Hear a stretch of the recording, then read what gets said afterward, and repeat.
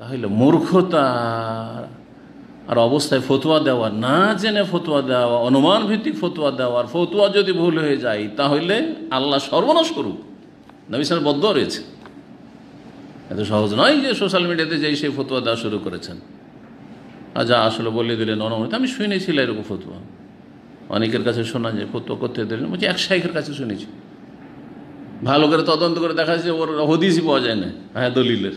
আর শাইখের কাছে শুনলেই তারপর তোমার ফতোয়া দেওয়ার অধিকার না, যতক্ষণ পর্যন্ত ইয়কিন না হবে, ইয়কিন না থাকবে ওই বিষয়ে। আর তারপরে যে ফতোয়া দেবে তার দলিল সম্পর্কে জ্ঞান থাকা উচিত। ফতোয়া আলাদা জিনিস আর দিনের খেদমত করা আলাদা জিনিস। দাওয়াত দুটোকে একাকার করে দিচ্ছে আজকালকার লোকেরা যারা মাশাআল্লাহ দিন শিখতে আগ্রহী, দিনের প্রচার প্রসারে আগ্রহী, তারা ফতোয়া আর দাওয়া দুটোকে একাকার করে দিয়েছে। যে দাওয়াতি কাজ করতে দু চারটা কথা বলতে পারছে সেই মুফতি সেজে যাচ্ছে, ফতোয়া দেওয়া শুরু করে, যে কোনো বিষয়ে মুখ খুলছে, একটা কিছু বলতেই হবে। নিজেকেও সর্বনাশ করছে, অন্যেরও সর্বনাশ করছে। ফদল্লু আদাল্লু, নিজেরাও গুমরাহ হচ্ছে, অন্যদেরকে গুমরাহ করছে। ফতোয়া বড় জটিল জিনিস, খুঁটিনাটি মাসায়েল বড়ই জটিল জিনিস। এটা শুধু ওলামাদের জন্য, ওলামাদের কাজ, দায়ীদের কাজ না। কিছু দাওয়াতি কাজ করছেন মাশাআল্লাহ, কিছু আপনি দিনের ভালোবাসা অন্তরে আছে, দিনের প্রচার প্রসার হোক, মানুষ গুমরাহি থেকে হেদায়েত হোক, শির বিদাত ছাড়ুক, অনেক বেশি জজবা অনুপ্রেরণা আছে, তাই বলে ফতোয়া দেওয়া শুরু করবেন আপনি কি? না, মোটেই না, জায়েজ নয়। এই বিষয়টি সবাইকে বারবার করে আমি সতর্ক করছি, তাকুল্লাহ, আল্লাহকে ভয় করুন, এবং ফতোয়া আর দিনের দাওয়াতি কাজে পার্থক্য করুন। যেই বেশি বলতে পারে, যেই পাতা নম্বর বলতে পারে, যে এই বলতে পারে, রেফারেন্স বলতে পারে, হ্যাঁ ভালো ভালো উপস্থাপনা করতে পারে, তার কাছ থেকে ফতোয়া নেওয়া থেকে সাবধান জনগণ। আর যারা এই রকম কাজ করছে, দাওয়ার ময়দানে কাজ করছেন, তাদেরকে আরও বেশি সতর্ক সাবধান করছে, আল্লাহকে ভয় করুন, সতর্ক সাবধান হন। দাওয়াতি কাজের যোগ্যতা আছে যতটুকু, ওইটুকু দাওয়াতি কাজ করেন, খুঁটিনাটি মাসাইলে ঢুকবেন না, আর ফতোয়াতে মোটেই ঢুকবেন না।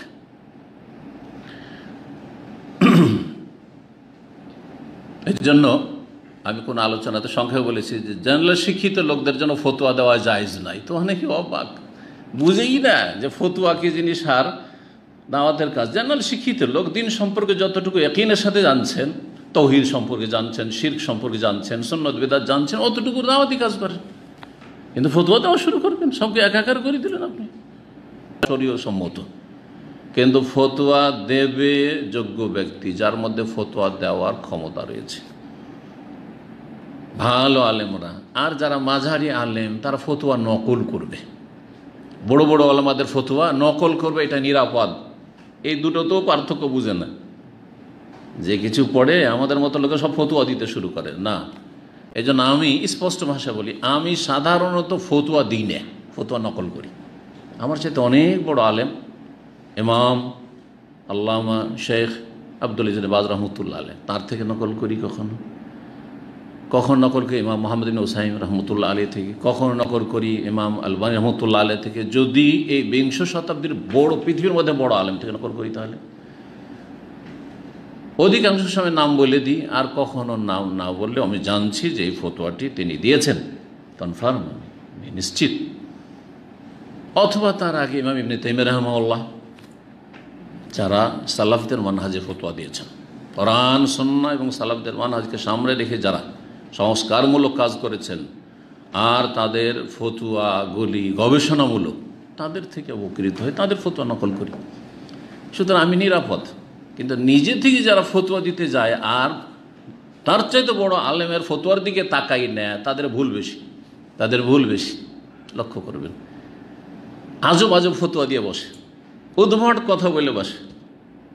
উম্মতে না আবু হানিফা বলেছেন, না শাফি বলেছেন, না মালিক, না আহমদ, হ্যাঁ উম্মতে মুসলিম ইবনে তাইমিয়া, কেউ বলেনি, একটা নতুন কথা বলে দিয়ে বসে থাকলো। এতে মানুষ বিব্রত হয়, মানুষ বিভ্রান্ত হয়, এবং নিজেও ক্ষতি করে, দিন দুনিয়ার তার ক্ষতি করে, মানহানি হয়। আর তার সাথে তার চাইতে বড় যেটা, সেটা আল্লাহর কাছে মানহানি হবে, অপদস্থ হইতে হবে।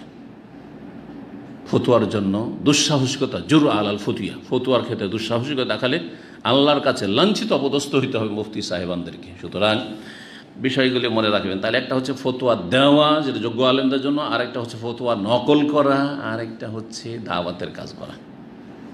দাওয়াতের কাজ যারা করছেন, কিছু জানছেন, ওইটুকু পৌঁছাচ্ছেন, বললেও আনিওয়ালা আয়া। কিন্তু আপনি ওপর স্টেজে গিয়ে ফতোয়া নকল করা, আপনি আরবি বুঝেন না, বাংলা বুঝেন, আর বলছে আমি ইবনে বাজ থেকে নকল করছি। কোনো ভাষার মাধ্যমে জানি না কতটুকু বুঝেছেন আপনি, আর যতটুকু যে অনুবাদ করে সে বা কতটা বুঝিয়েছে, আপনি ওটা ঢুকিয়েন না। আর উচ্চ স্তর হচ্ছে ফতোয়া প্রদান করা। আল্লাহ রাব্বুল যেন আমাদের উপকারী জ্ঞান দান করেন এবং আমাদেরকে সমস্ত রকমের বিভ্রান্তি বাড়াবাড়ি থেকে বাঁচিয়ে রাখেন।